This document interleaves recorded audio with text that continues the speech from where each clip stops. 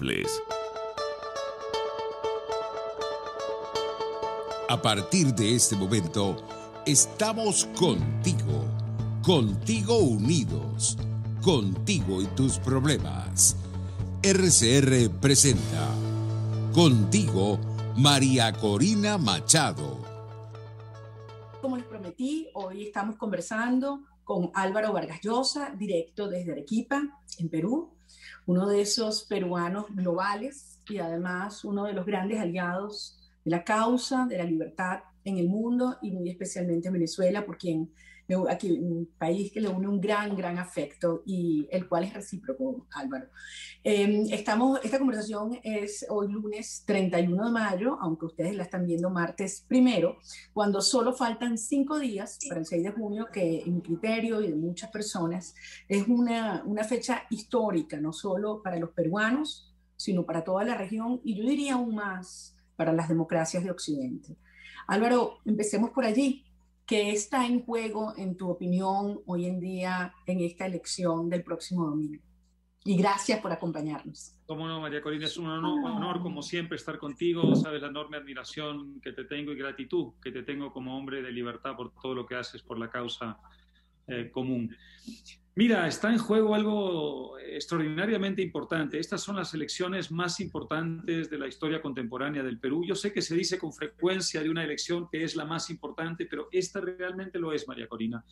Las fuerzas totalitarias están hoy día reunidas, todas las fuerzas totalitarias de América reunidas en el Perú para tratar de capturar a este país y destruir su democracia, como lo hicieron en Venezuela, como lo hicieron en su momento en Ecuador. Felizmente las cosas han cambiado allí, como lo hicieron en Bolivia, como lo hicieron en Nicaragua y, por supuesto, como lo hicieron hace muchísimas décadas en la pobre Cuba.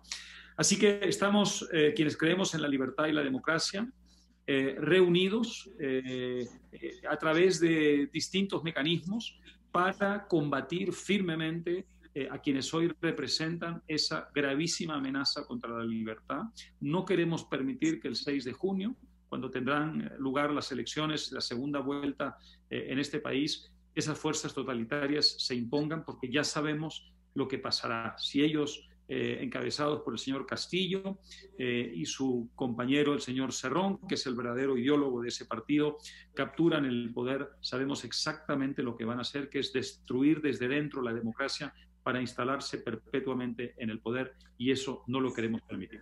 Pedro Castillo, como tú dices, ha confesado, entre muchas cosas insólitas, digamos, una visión de dominación de la nación. Ahora, explica un poquito, si quieres, explícanos quién es Vladimir Cerrón, para quienes no terminan de entender, digamos, la trayectoria de este personaje y por qué tú dices que es como el titiritero de Castillo. Cada vez que ustedes oigan fuera del Perú, y también dentro del Perú, por cierto, oír hablar del señor Castillo, oirán hablar del señor Cerrón. Son las dos caras, digamos, de esta fórmula totalitaria. Cerrón es el dueño de un partido que ha cambiado de nombre muchas veces, ahora se llama irónicamente Perú Libre. Él fue gobernador de una región del centro del país que se llama Junín, un gobernador corrupto, fue expulsado por corrupto, sentenciado por corrupto y por tanto no pudo ser candidato presidencial. Él tiene una ideología marxista-leninista, así se define el partido, así se define él, y su programa de gobierno es un programa que está inspirado directamente en Cuba y Venezuela, así lo define él en el propio programa de gobierno. Como necesitaban un candidato, escogieron a este señor Pedro Castillo, que tiene su propia historia antidemocrática. Él lideró en el año 2017 una huelga de maestros, él pertenece al sindicato de maestros, pero en circunstancias extraordinariamente graves, porque él lideró una facción del sindicato de maestros vinculada nada menos que a Sendero Luminoso, a través de un organismo de fachada que se llama Movadef. Movadef es el Sendero Luminoso que trata de penetrar el sistema democrático legalmente a través de distintos mecanismos. Uno de ellos, por ejemplo, pusieron al señor Castillo a liderar esta facción.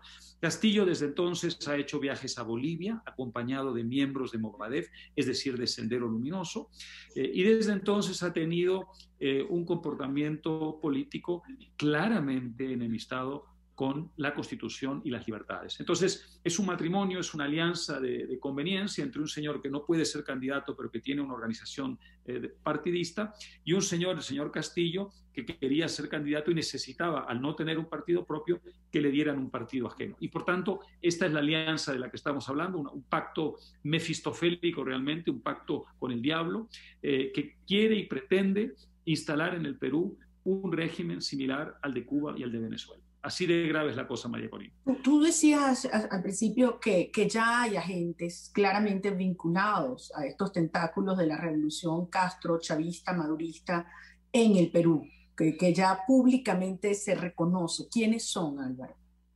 Mira, tenemos aquí, como tú sabes, una comunidad venezolana maravillosa, casi 1 millón de venezolanos aquí que han, en fin, sufrido lo indecible para poder llegar al Perú, y tenemos todos por ellos respeto, cariño, admiración, hospitalidad, ¿no? Pero inevitablemente cuando hay una comunidad tan grande, resulta relativamente fácil infiltrar a elementos que pudieran convertirse en agentes provocadores o simplemente en agentes de inteligencia al servicio de proyectos totalitarios locales. Y eso es lo que aparentemente ha pasado también. No solamente eso, por el lado de Bolivia, Bolivia, como sabes, tiene frontera con Perú, la conexión es umbilical. Como te conté hace un momento, Pedro Castillo ha visitado a Evo Morales en Bolivia junto con miembros de Movadef, esta organización que es el organismo de fachada de Sendero Luminoso. Evo Morales públicamente ha respaldado en 3 oportunidades la candidatura de Castillo, y por tanto hay una conexión muy directa. Y hay otra conexión también muy grave. Hay un señor que se llama Antauro Humala, el hermano del que fue presidente, que está preso por haber matado a 4 policías. Es un hombre de ideología absolutamente delirante, pero que tiene una estructura nacional de reservistas del ejército. Él fue militar. Y entonces a él lo quieren indultar. Castillo ha prometido que una vez que lleguen al poder van a indultarlo, haciendo uso de la potestad presidencial que permite a un presidente indultar presos, para que este señor se convierta inmediatamente en el organizador de, evidentemente, una milicia y también de una operación de manipulación política del ejército, como ha ocurrido en los países donde este tipo de sistemas quieren tener al ejército bajo su control, ¿no? De manera que hay distintas vías por las cuales se están tratando de organizar esta captura la demolición. El señor Pablo Iglesias también entiendo que está de visita en el sur de Perú, allá en... El señor iba a venir, Iglesias, pero hubo tal repudio que al final no se atrevió a entrar, pero ha mandado... no llegó a entrar. No llegó a entrar, no se atrevió porque un repudio muy grande. Sin embargo, ha mandado gente y la sospecha que hay es que podría estar entrando dinero por esa vía. Eso es una cosa que se está investigando todavía, porque es muy sospechoso que un señor que dijo que tenía 24.000 soles, es decir, menos de $8.000 para toda su campaña, tenga hoy una estructura como la que tiene, costosísima, utiliza un avión privado muy sofisticado y que tenga unos medios a su disposición que claramente superan largamente esa cifra, ¿no? Ahora, Álvaro, a mí me llamó la atención el atentado terrorista de la semana pasada, porque claramente eso no puede favorecer a Pedro Castillo. ¿Qué se sabe de eso? ¿Cómo interpretas tú ese evento? Mira, queda todavía, aunque Sendero Luminoso ya básicamente ha sido derrotado militarmente, queda, como te digo, esta facción que trata de operar a través del sistema democrático para luego subvertirlo desde dentro. Siempre queda, digamos, un remanente que está en una zona que se llama el Braem, y que está dirigida por los hermanos Quispe Palomino. Ellos tienen una cierta estructura, no están en capacidad, digamos, de amenazar la democracia como lo estuvo Sendero Luminoso en su momento de máximo auge. Sin embargo, sí están en condiciones de tanto en tanto de asestar golpes a la democracia. Ellos evidentemente lo que pretendían era interrumpir el proceso electoral, envenenar el proceso electoral y entorpecerlo. Se ha descubierto que después de esta matanza atroz, dicho sea de paso, incluyendo niños menores de edad, ellos repartieron unos volantes llamando al pueblo peruano a votar en contra de Keiko, es decir, a favor de su contrincante, ¿no? La impresión que tenemos es que querían hacer una declaración, digamos, de una afirmación de presencia en el país y tratar, como digo, de entorpecer el proceso electoral. Eso evidentemente no va a ocurrir. Tú estás en Arequipa con tu padre, don Mario Vargas Llosa, Premio Nobel de Literatura, un gran latinoamericano, pero que además ha sido un hombre que tuvo una etapa apasionante. Cuando tú lees su obra, que es autobiográfica, para mí, comprenderás, es apasionante todo lo que fueron esos intentos de dedicarse al servicio público y todas las cosas que hizo contra la corriente. Y uno a veces dice, ¿qué sería Perú hoy y América Latina si en su momento hubiesen elegido a Mario Vargas Llosa como presidente? A partir de allí ha sido muy crítico, por supuesto, del gobierno de Fujimori y uno de los grandes adversarios de Keiko Fujimori. Sin embargo, en esta oportunidad, tu padre ha sido una de las voces más firmes, hablando del bien superior de la nación y públicamente apoyándola. Yo estuve presente en el foro el otro día en Quito, donde se dio esta conversación entre ellos. ¿Cómo sientes tú esto? ¿No te sientes tú de alguna manera desandando ese camino tan largo? ¿Cómo lo explicas? ¿No? Yo entiendo la motivación, pero ¿cómo lo explicas tú y en ese contexto el significado del acto de hoy allá en Arequipa, donde ustedes se encuentran? Cómo no, María Corina? Mire, esto ha sido un acto de un simbolismo enorme y con una carga emotiva extraordinaria, ¿no? Nosotros, como mi familia y la suya, mi familia y la familia Fujimori, llevamos 30 años, María Corina, enfrentados, 30 largos años, y a veces muy enconadamente, ¿no? Pero llegó el momento de unir fuerzas para salvar al Perú de una amenaza totalitaria, llegó el momento de la reconciliación y de la unidad, y hemos decidido poner estos valores, estos altos valores, por encima de lo que pueden haber sido en el pasado nuestros enconos y nuestros agravios. Organizamos hoy una ceremonia en Arequipa. Arequipa es la tierra de mis mayores, de mi padre, de mis abuelos, de mis bisabuelos, tatarabuelos.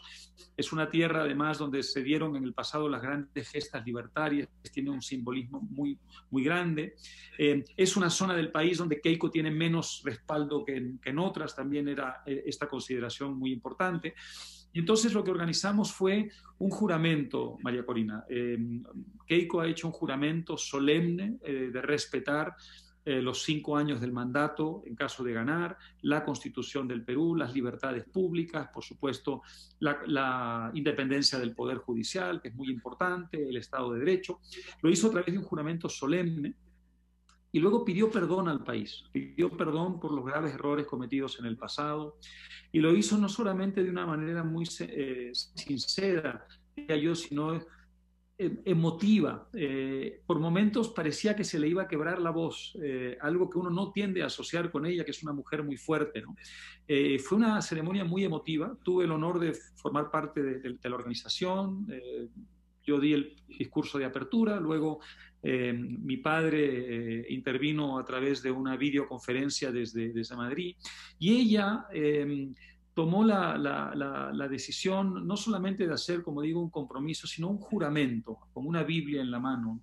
Y esto le dio a la ceremonia un carácter muy emotivo, ¿no? Es evidente, María Corina, que hay momentos en la historia de los países donde el interés común, los valores comunes, en este caso en defensa de la libertad, deben prevalecer sobre cualquier otra consideración, y entonces estas dos familias enfrentadas hemos decidido hacer causa común a través de la candidatura de Keiko, que estamos apoyando y que yo espero que se lleve la victoria este domingo.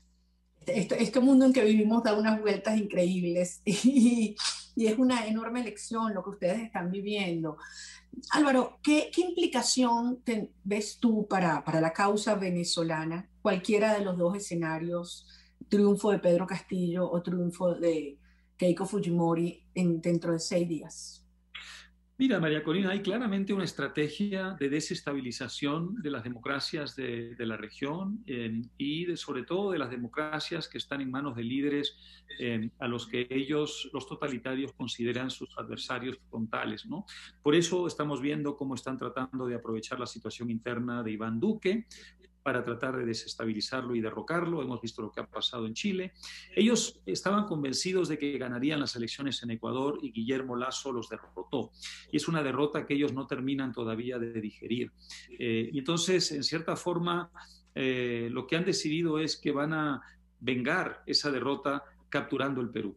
Y están sumando esfuerzos hoy en día para hacer que el señor Castillo se apodere de la democracia peruana y la destruya desde dentro. De modo que lo que está pasando aquí tiene una connotación que es regional, María Corina. No está en juego solamente la situación del Perú, está en juego la situación de América Latina. Si yo voy más allá, Álvaro. Yo creo que aquí es un proyecto antioccidental y que a veces incluso en Europa o en América del Norte no se dan cuenta lo que aquí está, no, o sea, la magnitud. Tienen aliados en Rusia, tienen aliados en Asia. Hay un proyecto Irán, China, Turquía y Cuba. Esos son los 5 países del bloque que están por detrás. Ahora, yo me imagino que tú entenderás la angustia que siente ese 1.200.000 venezolanos que salieron huyendo de nuestro país. Venezuela ha sido históricamente un país que ha recibido miles, millones de inmigrantes desde principios del siglo, de Europa, cuando la Guerra Civil Española, después cuando las dictaduras militares del sur de nuestro continente, y bueno, y Colombia durante muchas décadas, y ahora ver a nuestros jóvenes y nuestras madres y nuestros niños huir es dantesco. Imagínate lo que siente un venezolano que logró llegar a Perú con todas las penurias y las humillaciones espantosas que ello implica, y ver la amenaza de que eso se pueda tener que repetir, porque además Pedro Castillo ha dicho que está dispuesto a perseguir a la diáspora venezolana. Sí. ¿Cómo crees tú que los venezolanos en Perú y aquí podemos contribuir a que nuestra terrible experiencia existencial y de la pérdida y disolución de nuestra nación pueda ayudar a que en Perú ustedes que sí tienen la posibilidad de elegir este domingo puedan hacerlo con, digamos, mayor entendimiento de lo que está en juego entre las dos opciones? Cómo no, primero que nada, María Corina, es verdad, muchos de ellos están pasando verdadera zozobra, ¿no? Haber hecho el esfuerzo titánico de llegar hasta aquí, en muchos casos a pie, es decir, caminando a lo largo de días, de semanas, para poder llegar a tierras que consideraban de libertad, y luego encontrarse con la posibilidad de que el país que los acogió se convierta en una dictadura semejante a aquella de la cual tuvieron que escapar. Para ellos tiene que ser una verdadera pesadilla, ¿no? Sin embargo, hay que decir que cada vez más se han involucrado en esta batalla, dándonos sus testimonios. Ha sido muy importante en los últimos días, María Corina, oírlos hablarle al Perú de manera valiente, de manera abierta y directa, a través de los medios de comunicación, a través de eventos que han organizado. El otro día hubo en Lima una asamblea muy grande que tuvo una connotación verdaderamente muy emocionante, porque lo que estaban diciéndoles estos venezolanos a sus hermanos del Perú es: nosotros venimos del futuro, nosotros ya hemos visto hacia dónde los quiere llevar el señor Castillo, no cometan ese grave error. Y yo creo que una de las razones por las cuales Keiko ha logrado remontar muchísimo la desventaja que tenía, estamos en una situación de empate, pero con la tendencia de Keiko hacia adelante, ascendente, yo confío en la victoria. Parte de la razón por la que eso ha ocurrido es porque los venezolanos han empezado a movilizarse de manera muy eficaz para contarnos a los peruanos su experiencia, que creo que es una experiencia tremendamente aleccionadora. Esto es lo más importante que pueden hacer los venezolanos, María Corina, contarles a todos los votantes peruanos lo que está en juego y lo que les puede pasar si nos equivocamos. Bueno, Álvaro, yo quiero que yo lo sé, pero reiterarte en nombre de todos los venezolanos que estamos aquí en nuestro país y alrededor del mundo, que sentimos y asumimos esta lucha que está dando el Perú por su democracia y por sus instituciones como propia. Al final es un proyecto de opresión, de dominación antioccidental, y donde Venezuela se ha convertido en enclave devastado, ¿no? Tanto por esa, digamos, dinámica ideológica, que es la fachada del Foro de Sao Paulo, el Grupo de Puebla, etcétera, por el soporte geoestratégico, geopolítico de estos países, y bueno, y por su dimensión criminal.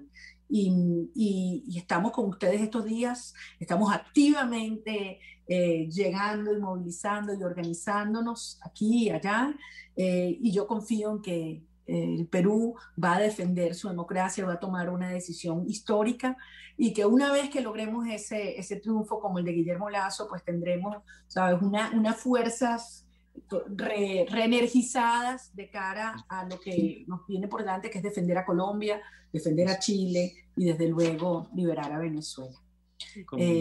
Muchísimas gracias. Yo siempre digo, hay solo una cosa que debemos aprender de los enemigos de la libertad, que es el sentido de fraternidad internacional que tienen entre ellos. Nosotros Perú, debemos aprender de ese para ejemplo y América Latina y para Occidente. Creo que no en los debemos últimos nunca, minutos jamás todavía abandonar a una persona cuya libertad esté en peligro, porque esa causa no es la causa de esa persona ni de ese país, es la causa de todos los países de la región. En esto debemos ser fraternos y hermanos, y esto es muy importante, querida María Corina. Coincido plenamente, yo creo que eso va a ser una de las grandes lecciones de estas horas tan oscuras que estamos viviendo, pero si algo yo estoy convencida es que al final la libertad, la justicia y la verdad prevalecerán. Así que mucha fuerza, Álvaro, allá a toda la sociedad del Perú, que sepan que los venezolanos estamos allí muy cerca de ustedes y que este 6 de junio sea un día de luz y de esperanza para la democracia y la libertad. Cuídate muchísimo, muchos saludos a tu papá también. Gracias a ti y gracias a todos ustedes por el enorme respaldo que nos están dando. Su aliento nos refuerza, nos fortalece y nos llena de optimismo. Así será. Amén. Muchas gracias, Álvaro. Cuídense mucho. Amigos, Álvaro Vargas Llosa, desde Arequipa, Perú, solo a 5 días de un día histórico, 6 de junio, en el cual Perú va a decidir su futuro y donde los venezolanos estamos allí muy cerca porque entendemos que también es decisivo para el nuestro. Ya regresamos contigo. Como les decía, una entrevista a mi modo de ver histórica. Faltan solo 5 días para que los peruanos decidan el futuro, no solamente de su vida, de sus hijos, sino de muchas generaciones de peruanos, y voy más allá. Tendrá un impacto enorme en la región y desde luego en todo el hemisferio de Occidente. A los venezolanos que están hoy en Perú les hacemos llegar nuestra fuerza. Sé que es un momento de enorme angustia para ustedes que han tenido que dejar su país y sienten que una vez más los tentáculos de este régimen los puedan alcanzar. Por eso es tan importante que cada minuto de estos días los dediquemos activamente a transmitir nuestro testimonio a cada uno de los peruanos para que conozcan la realidad de este horror que ha hecho el socialismo y el crimen en nuestro país y que nuestra tragedia sea una alerta, una alarma, un aprendizaje y Perú tome una decisión correcta que también va a ayudar a la liberación de Venezuela. Al regreso vamos a hablar precisamente de esto, la lucha que estamos dando aquí dentro de Venezuela, en cada rincón del país. Hay quienes dicen, bueno, es que aquí ya no se puede hacer política, y hay quienes piensan que hacer política es entregarse y plegarse a una ruta que plantea la rendición, claudicar, entrar por el aro en los términos y las condiciones que el régimen plantea. Pero esa no es la verdad. Eso no es lo que está ocurriendo en la lucha genuina de miles y miles y centenares de miles de venezolanos en todo el país. Vamos a hablar con un líder que nada más y nada menos vive, trabaja y promueve la voz de las ideas liberales en Punta de Mata, allá en el estado Monagas. Miguel Arcángel López. Al regreso estaremos hablando con él desde el estado Monagas. Ya regresamos contigo.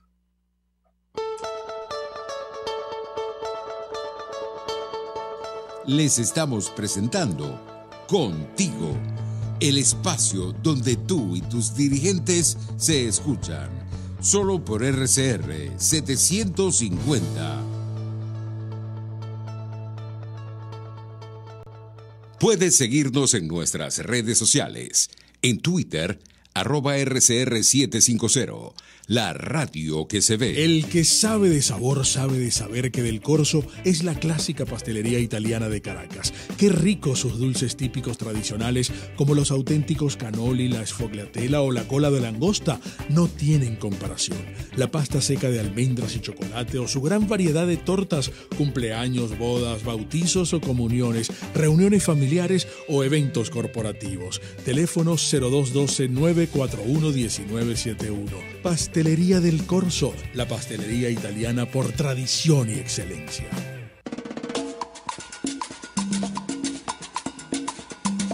Fuerza que nos activa, fuerza que une a un país que quiere cambio. Mi nombre es Chuo Torrealba y estoy contigo para que te enteres de todo lo lo que acontece dentro y fuera de un país en crisis, un país que quiere cambio y libertad. Unidad, la fuerza es la unión. De lunes a viernes desde las 6 de la tarde, solo por RCR. Porque lo bueno une.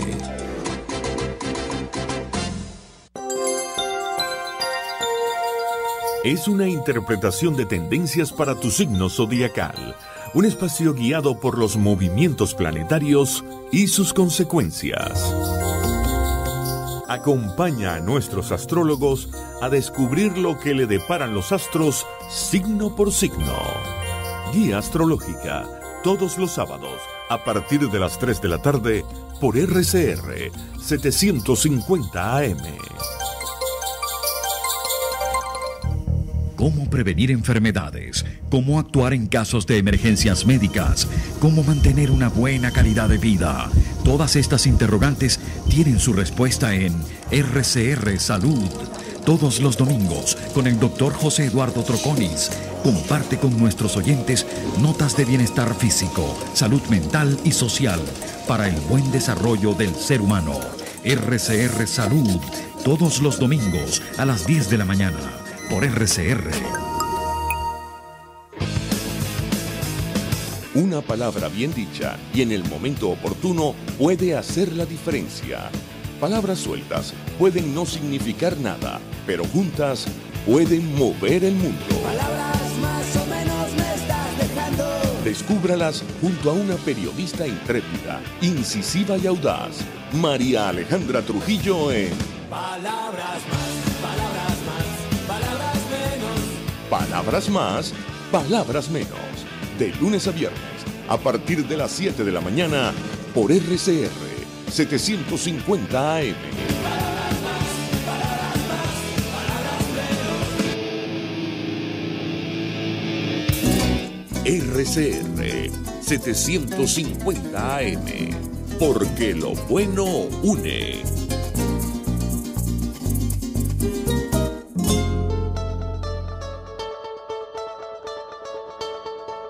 Pluralidad, libertad y respeto.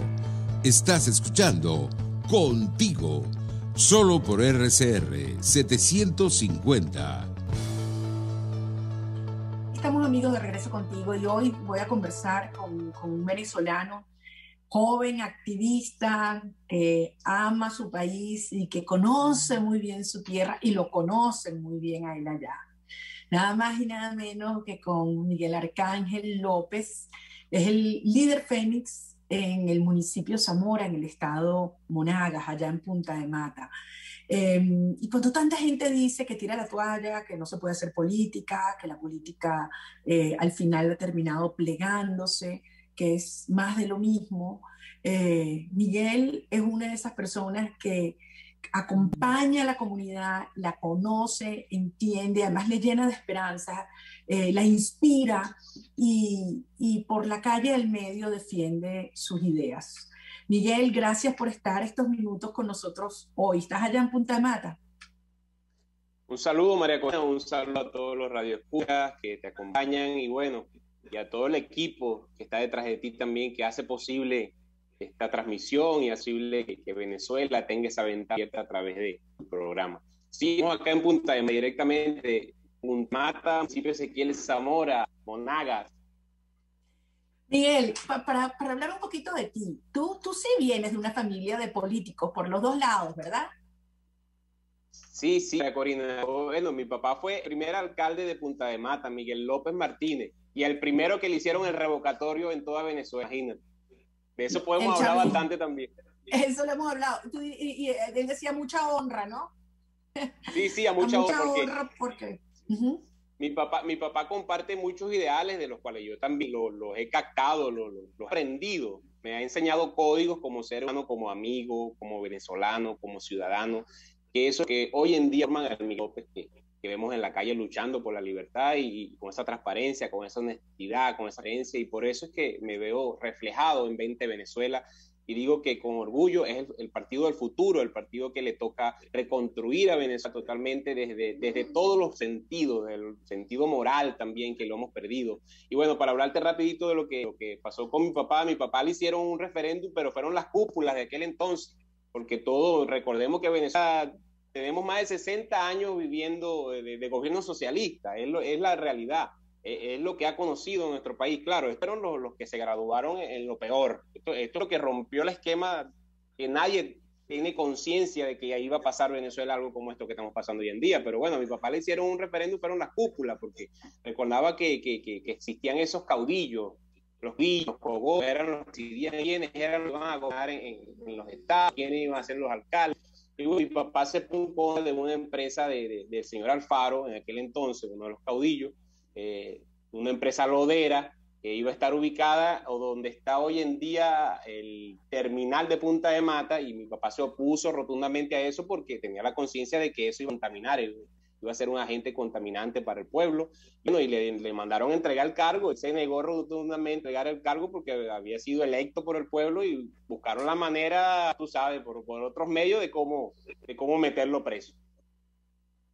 Y después de una experiencia como esa que debe marcar no solamente a tu papá y a toda la familia, tú decidiste seguir en estos avatares de la política con todo lo que implica, ¿no? En riesgo, en un trabajo que no tiene horario, donde la familia sufre tanto.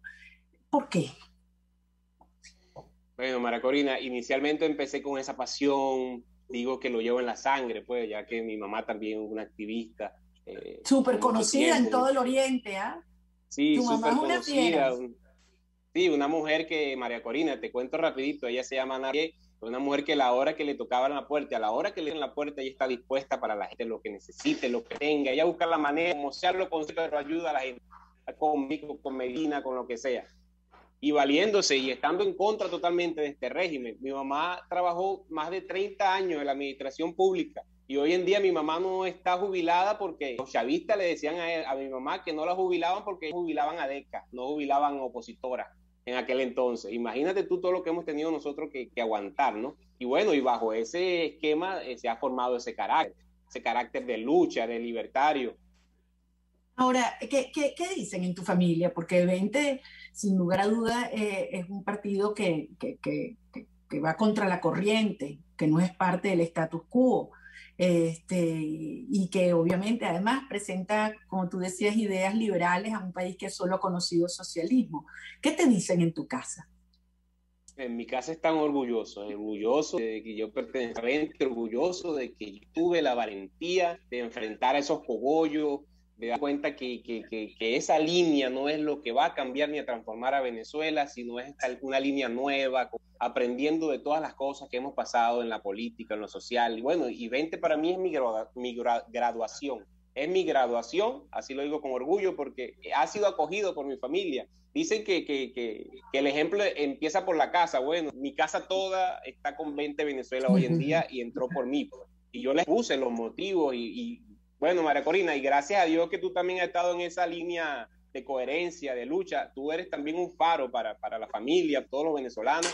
Y no fue muy difícil porque ya yo digo que tú has hecho más de la mitad del trabajo, porque es así. No, lo que nos falta, Miguel, déjate cosas. Ahora mira, oye una cosa. El equipo que hay en 20 Monagas es realmente increíble. A mí me llena de orgullo ver la huella, la escuela que ha formado nuestros queridos diputados Juan Pablo García, hoy en el exilio, y Carlos Bastardo, ¿no? Es increíble todo. El Pollo, Diego, bueno, por todas partes, ¿verdad? Que ustedes tienen José Ángel, es increíble. Y Pedro, que no, ahora los empecé a llamar y me van a regañar por Lian, por lo que no estoy mencionando, pero bueno, son una maravilla, ustedes los tienen que conocer todos un día.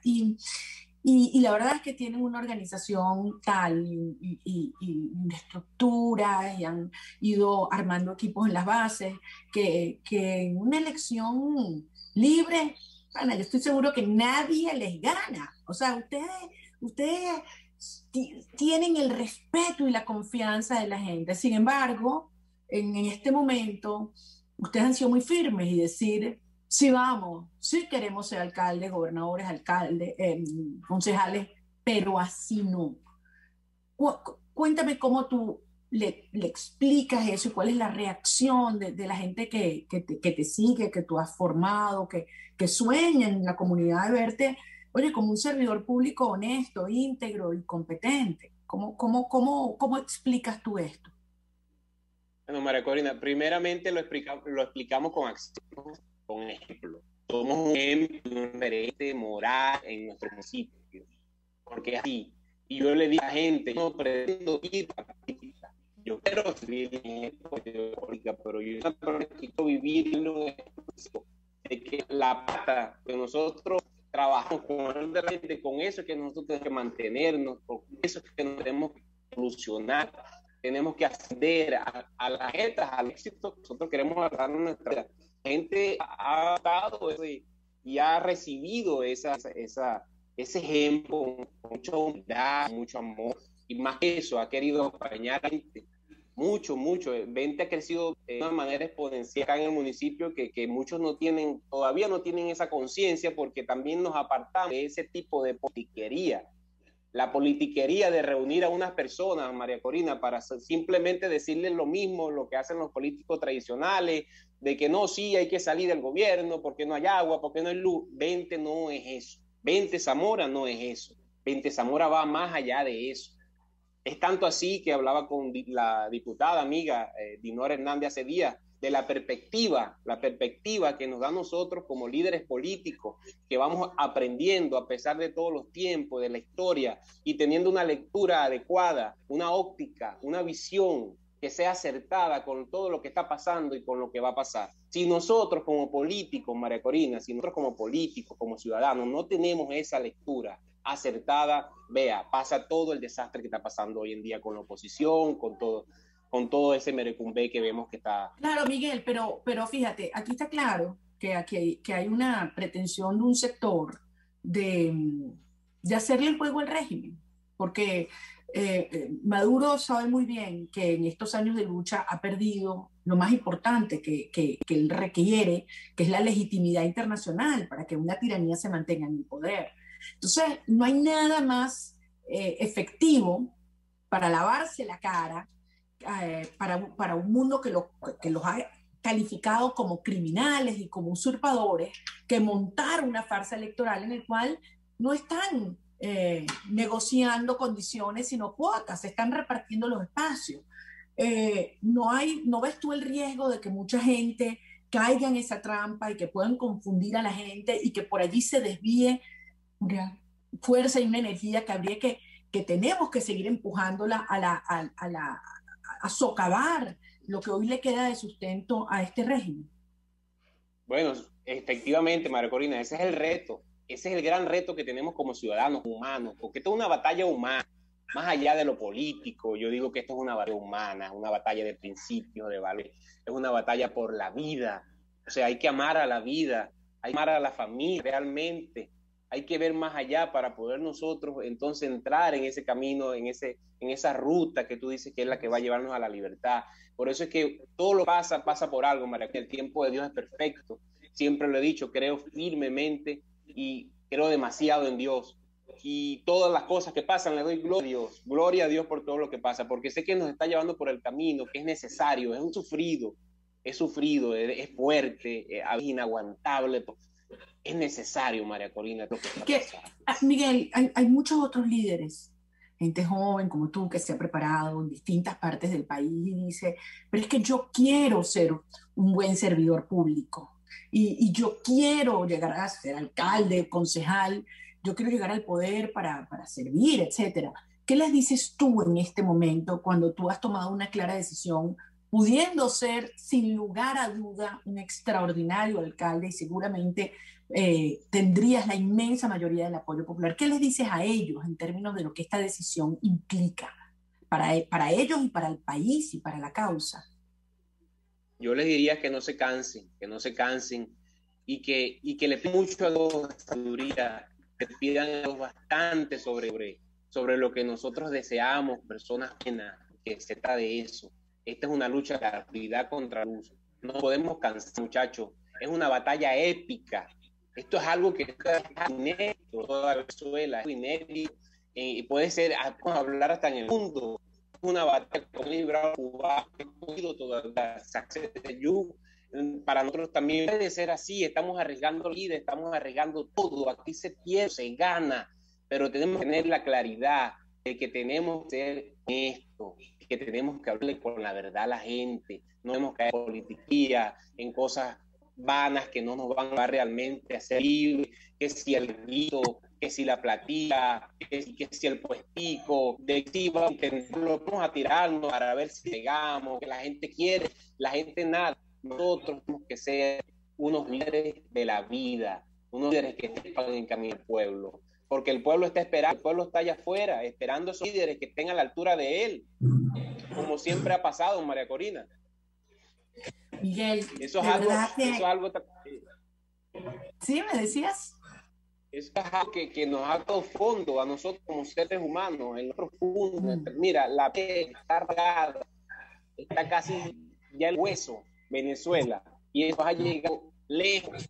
Entonces, esto amerita, claro, amerita de otras técnicas, amerita de otros caracteres, porque va desarrollando a lo largo de todo este tiempo, a lo largo de toda esta lucha, desarrollando un carácter, y tiene que ser genuino. Tenemos que ser genuinos para poder nosotros liberar a Venezuela, y eso alcanza así de noche a la mañana.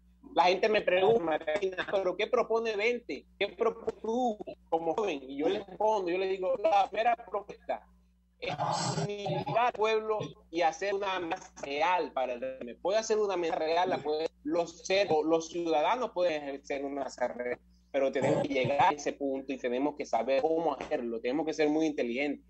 Esto no es fácil, nadie ha sido que... Además, puede ser imposible si nosotros no aplicamos lo que tenemos que aplicar. Es peligroso, sí lo es peligroso, pero Venezuela vale eso y más de eso.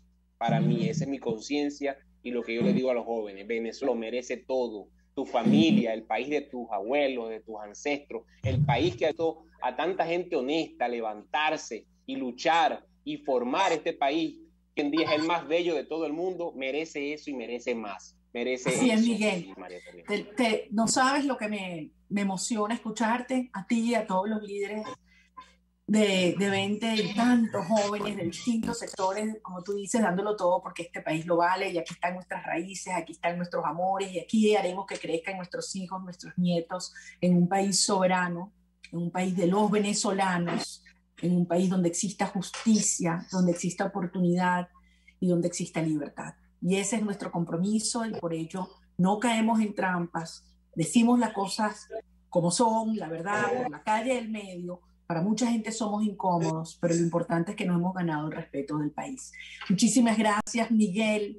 Yo sé que allá en Punta de Mata toda tu gente confía en ti, te quiere mucho, yo también. Te respeto mucho, espero que podamos abrazarnos muy pronto, muy, muy pronto en persona. Dios los bendiga, cuídate mucho. Y saludos allá a todo el equipo de 20 Zamora y tu familia.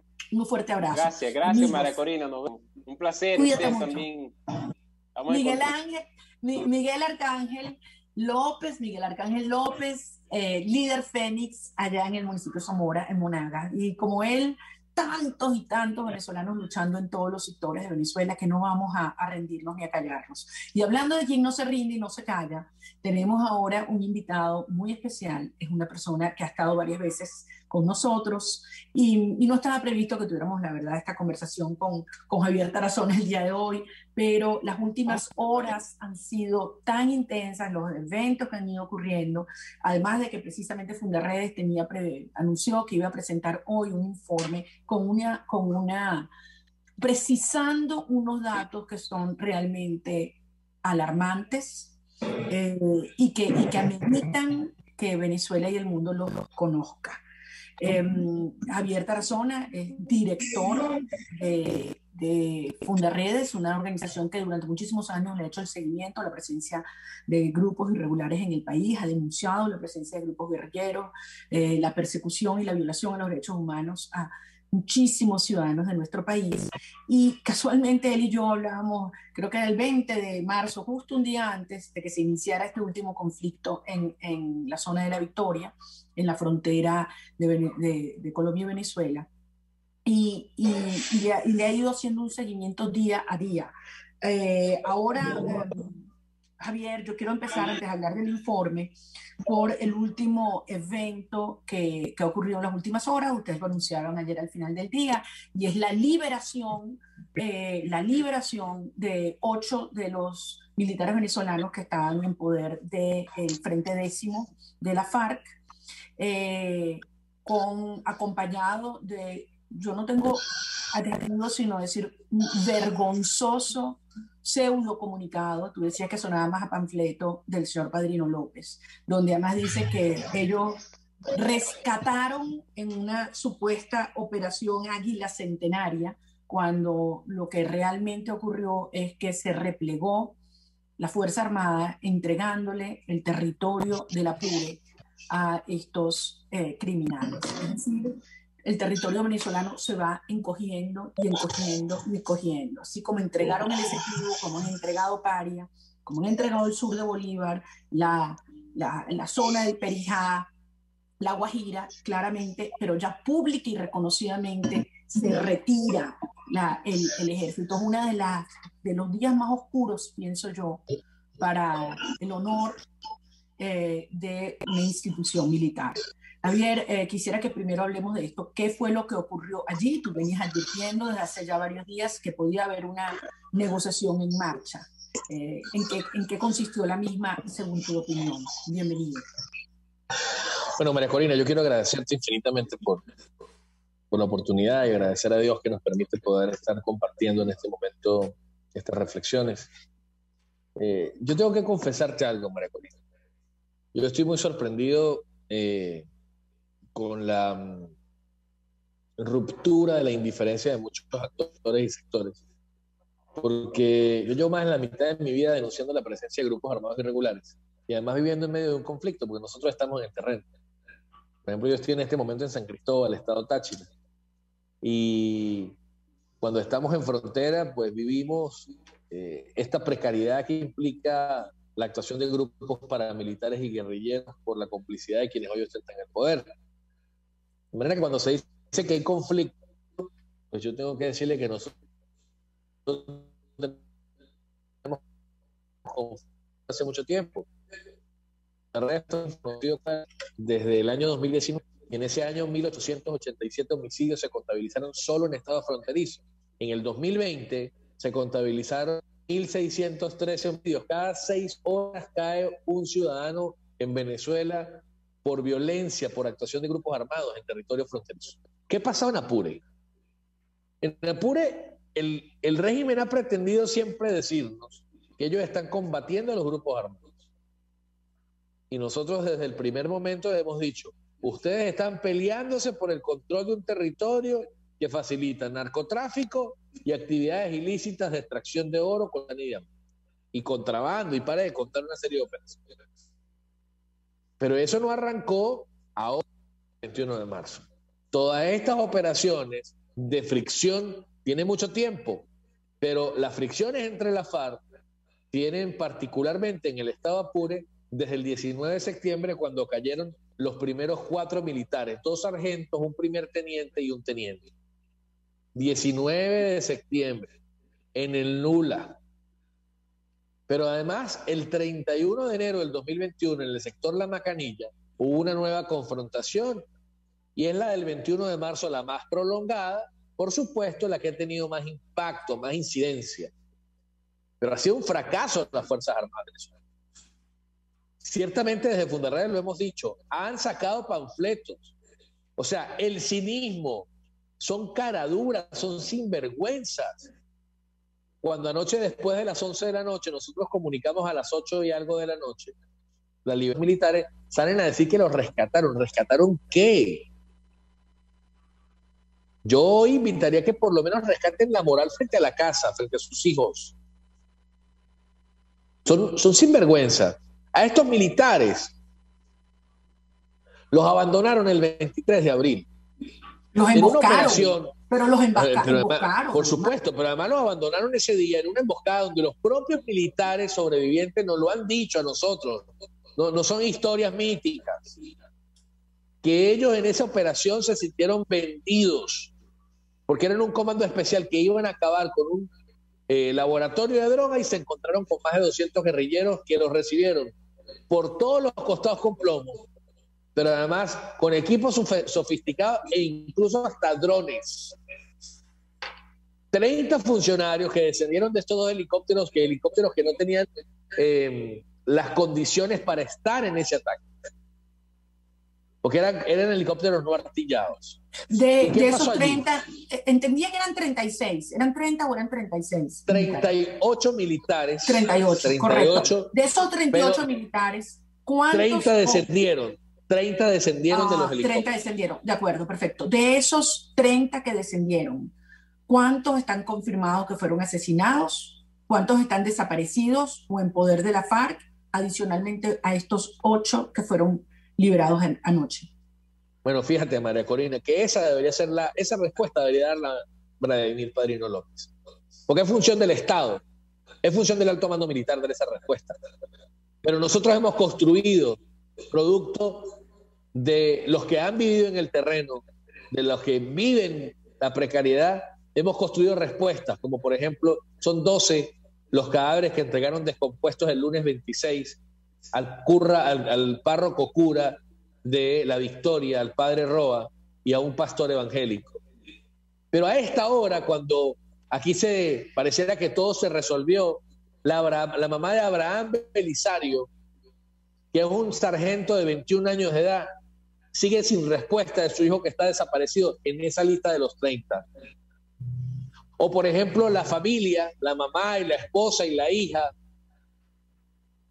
de un sargento de tercera conocido como Dani Vázquez, del cual se presume incluso, María Corina, se presume que el pasado 19 de mayo llegó deshidratado a La Victoria y llegó enfurecido contra el alto mando militar que había. O sea, que llegó a un cuartel o llegó a donde estaban las fuerzas del ejército venezolano. Casi un mes después. Y llegó deshidratado y llegó molesto. Esa es la información que nosotros tenemos. Y en este momento la familia desconoce su paradero. Hay 2 militares. Ese es el sargento de tercera, Dani Vázquez, desaparecido, aunque hay información de que está, digamos, bajo el control. Bajo la custodia.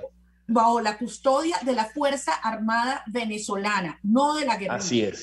Así es. Y hay un tercer militar del cual no tenemos identidad, pero en la reconstrucción de los hechos los militares hablan de un militar del cual no conoce el nombre porque no era parte de su comando especial y estaba garantizando ese día garantizaba logística y no sabemos el nombre de esa persona ni hemos escuchado a un familiar que esté reclamando. Si bajaron 30 y hay evidencia de que 12 fallecieron, quedan 18. 8 fueron liberados, hay 10 que aún están desaparecidos. No son 2, son 10. De esos 10, 8 aparecieron heridos.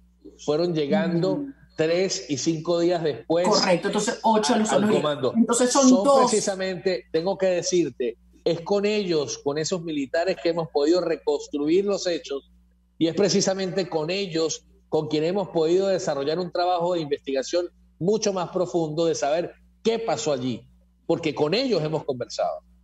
Y con ellos hemos conversado de la traición, de la emboscada que le montaron a ellos prácticamente para mantener y dejar el negocio del narcotráfico en este territorio. Pero ¿qué pasó el fin de semana?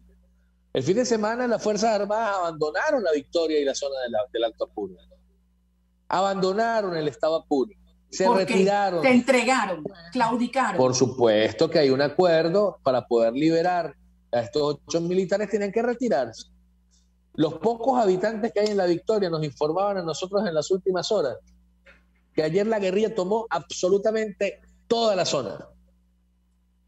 Toda, armados hasta los dientes, uniformados. Bueno, ¿y quién puede tomar una fotografía? ¿Quién puede grabar eso?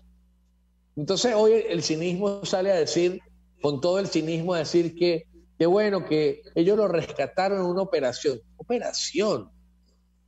Si tienen que darle la cara al país de cómo durante todo este tiempo de conflicto en Apure, por ejemplo, en el Zulia, en Amazonas, en Bolívar, siguen las operaciones de los grupos armados irregulares.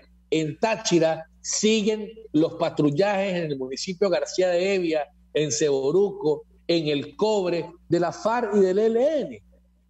Entonces, van a venir a nosotros con un cuento de que ellos están actuando contra los grupos terroristas. No, porque son la misma gente. Pero no se lo cree nadie. No se lo cree nadie, empezando por los propios militares. Empezando por los propios militares. Por supuesto que no. Ahora, Javier, ustedes presentaron Fundarredes hoy un informe donde dan una información precisa de dónde se alojan y dónde están operando los cabecillas de estos grupos guerrilleros. ¿Puedes hablarnos sobre ese tema? Sí, por supuesto. Nosotros hoy hemos presentado, quiero decirte que estas denuncias que nosotros hacemos, no crea que las hacemos a través de un medio de comunicación social y queda aquí. No, mire. Yo quiero mostrarte, por ejemplo, que aquí está la denuncia y el sello de recibido en el Ministerio Público. Hoy, a las 9 de la mañana, se consignó las casas seguras. Un nuevo informe que presenta Fundarredes de los lugares donde se resguardan los cabecillas del ELN y de la FARC en territorio venezolano. Pero además se resguardan como propios diplomáticos. Yo quiero decirle que, por ejemplo, en el estado Barinas, los cabecillas del ELN y la FARC en 2 casas, una conocida como la Casa del Vendaval, y yo quiero invitarte y compartiré contigo material audiovisual para que lo puedan difundir a través de tu equipo de redes, que queda como referencia a la Plaza de los Arbelos, en Marinitas, una población, por cierto, que de niño la recuerdo mucho. Ahí en la propia avenida intercomunal, una cuadra más arriba de la Plaza de los Arbelos, cruzas a la derecha y ahí te encuentras con una de las casas seguras de la guerrilla, conocida como el Vendaval. Por cierto, donde han grabado varios videos. Casas seguras, eso es así como el Bolívar Fuerte o ajá, la soberanía alimentaria o energética, ¿no? Ese es el cinismo de estos.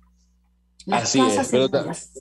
Y bueno, así como está esa casa, y hemos mostrado nuestro informe y lo invito a que lo puedan observar, hemos mostrado también, hemos presentado cómo está el Hato Corocito ubicado en el estado Barinas. Utilizan como fachada la agropecuaria Don Pío. Eso queda en la vía Santa Inés, después de los pozos de PDVSA. También hemos denunciado, por ejemplo, la Casa del Frío en el propio estado Miranda, ubicado en la urbanización Villa de Monteclaro, en la parcela número 87, donde hay 3 alcabalas que controlan el ingreso. Por cierto, en esa urbanización, varios miembros de la cúpula del régimen viven junto a los cabecillas del ELN y de la FARC. Esta casa denominada Casa del Frío.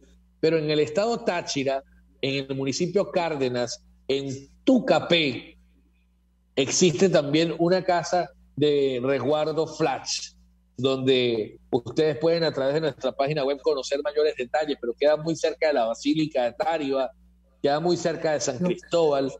Y en el estado Guárico, debo decirte además, María Corina, que en los próximos días presentaremos más detalles de lo que ocurre en Guárico, pero hoy hablamos del Hato del Guayabal.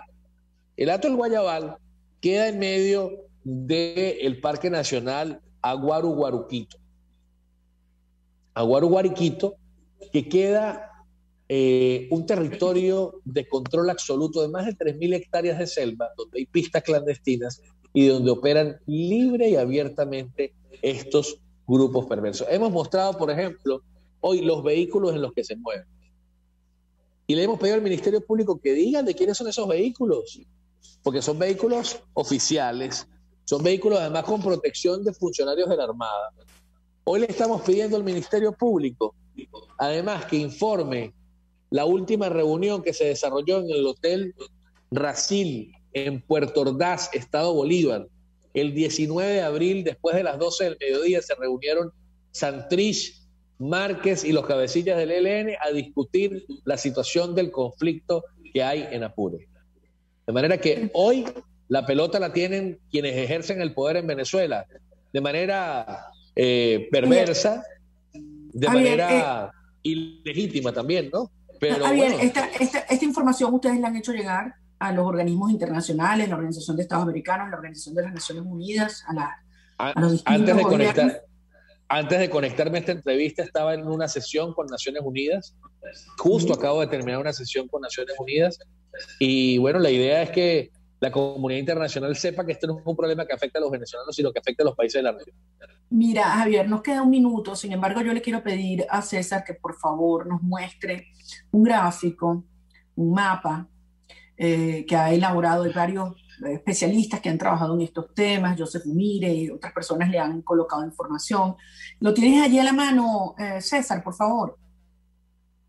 Yo no lo veo. ¿Tú lo ves, Javier?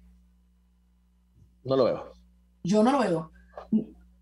Está en pantalla en vivo, bueno, pero si Javier no lo ve, no lo puedo comentar con él, más allá que te lo puedo reenviar desde mi WhatsApp, cosa que voy a hacer rapidito. Pero te voy a explicar de qué se trata. Ya va, déjame enviártelo. Así son los programas en vivo.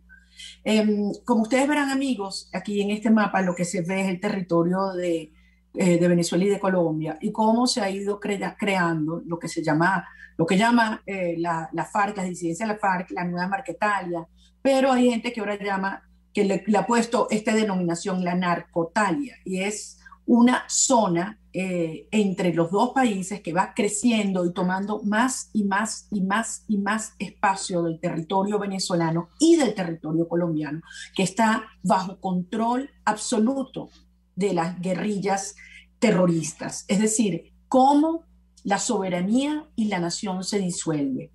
Esto ha ocurrido de manera sistemática e intencional por parte del régimen de Chávez y de Maduro, que decidieron entregar el territorio venezolano a grupos que ejercen el control territorial, económico y social.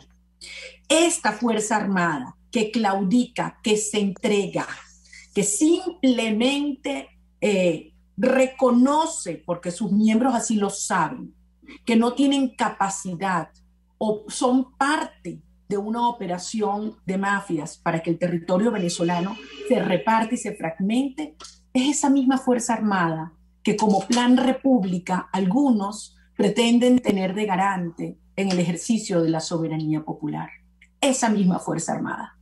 Yo te pregunto a ti, Javier, que conoces y recorres el país, ¿es esta la realidad de una Venezuela que se encoge, que nos arrebatan trozos de territorio, porque tú acabas de hablar de Guárico y de Miranda, es decir, el corazón de Venezuela?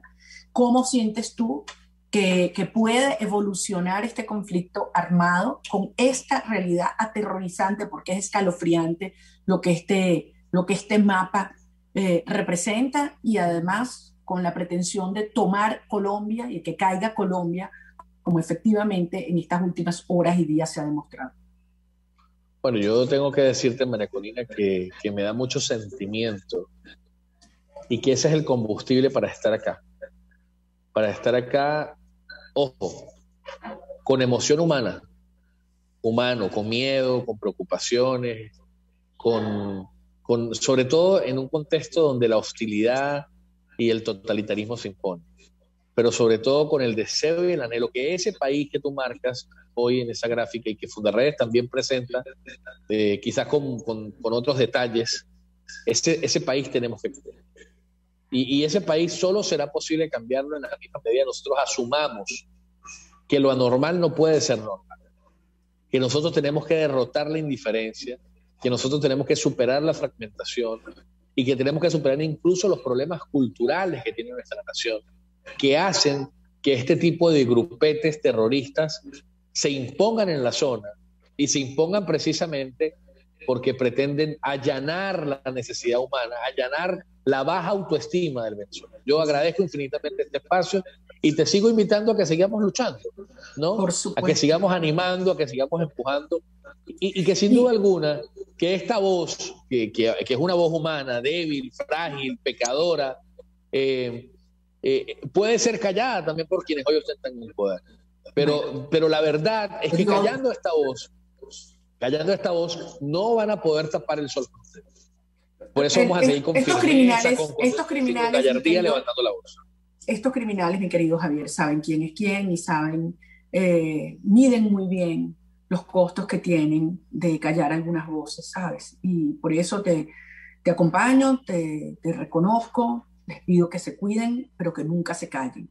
Hoy no puedo dejar de pensar en las madres de estos ciudadanos militares que están hoy desaparecidos, a que han estado heridos, y muy especialmente a los oficiales y soldados que están hoy presos y que están siendo torturados y que deben sentir una profunda vergüenza. En cualquier país donde hubiese un mínimo de institucionalidad ante un hecho vergonzoso y bochornoso de una guerrilla haciendo correr y retirarse al ejército, mínimo todo ese alto militar renuncia. Lo que pasa es que son parte de este sistema, son parte de esta vergüenza. Así que hoy más que nunca, Javier, mi cariño, mi respeto a todos los, insisto, los militares presos, a sus familiares, decirles que no están solos y que así como vamos a liberar a Venezuela y transformar una nación, construiremos una fuerza armada verdaderamente institucional y profesional y democrática para una república liberal que haga valer la soberanía de nuestro país. Un fuerte abrazo, Javier, cuídate mucho.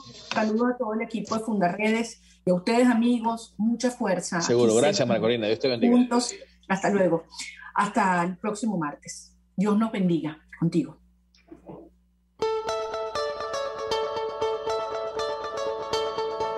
RCR presentó Contigo, donde la pluralidad de pensamiento confluye. Solo por RCR 750.